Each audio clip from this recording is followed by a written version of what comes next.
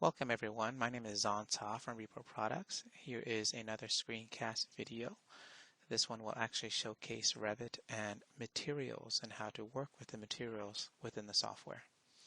If you like this video and would like to see more, please search for Zonta or VAR2016. Thanks for watching. Here I am in Autodesk Revit 2017. I have three walls that I've created. One, I've just taken the basic wall generic 8 inches and just renamed it material by category. I have it duplicated and renamed as material specified, and then I have it duplicated again and changed as material via split face.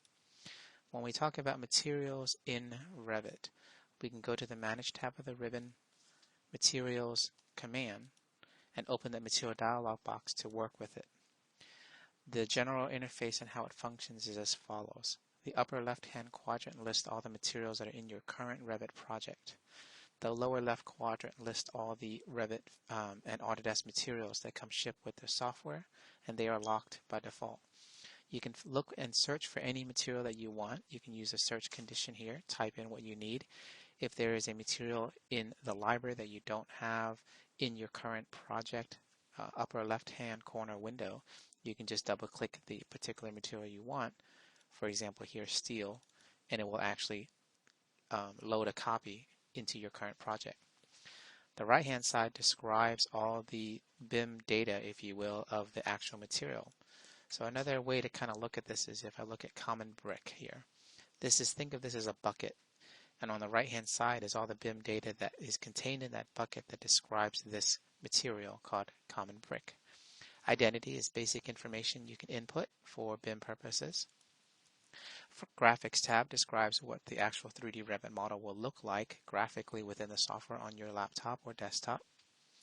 The Appearance tab describes the bitmap image or the PNG or different type of image that is physically applied to the model, so that when you switch to a realistic visual style, you'll see that. By the way, the Graphics tab, if you switch to shaded, then you'll start to see this information as well. Physical describes all the structural content about that particular material for the purposes of structural analysis and understanding. Thermal tab is to describe the thermal aspects of the software, to look at things like thermal mass and thermal transfer of the materials. So that's a general quick description of Material Dialog browser box. Now back over here in this particular project, looking at the first wall, I have it called generic 8-inch material by category. And the reason we're looking at it this way is if I drill into the structure of it, you'll see that core structure is just set up as by category. What this means is that the Revit software is actually looking at under Manage, under Object Styles, down here where it says Walls, this category here. So if I go in here and I switch this to something else, say something silly like wood flooring, and I hit OK. Hit Apply, hit OK, and I go back to this wall, you're going to notice that under the structure, under by category, it's going to default to wood flooring. So that's what the by category represents. Let's go ahead and switch that back to default wall, because that's typically what we do. And this is alphabetical, by the way, so just look for your default wall. Now the second one, I have it duplicated and changed the name, but slightly different. Within here, under the materials, it doesn't say by category. I've actually clicked inside and forced it to be a particular material. For example, acoustical ceiling tile 24 by 24. And the reason I do this is to directly manipulate it and tell it you are this particular material, and therefore you're using in the Graphics tab this graphical appearance of the line work and this actual bitmap image for a JPEG image for the actual tile. And so if you click OK and you accept that, you're going to see the line work in the 3D model view, in hidden line, in shaded. Even though it's shaded, you can still see it.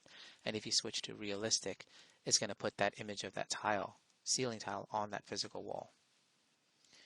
And then the third wall that I've created, if you look at it, all I've done is I've left everything as the default as by category.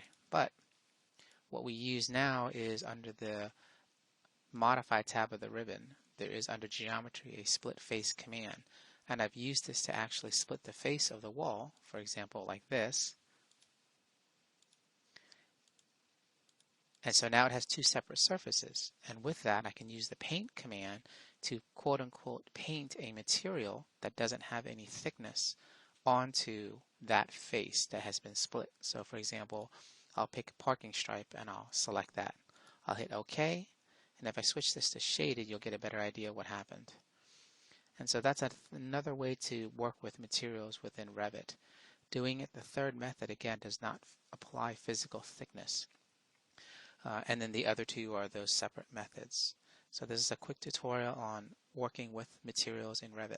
Thank you very much for watching.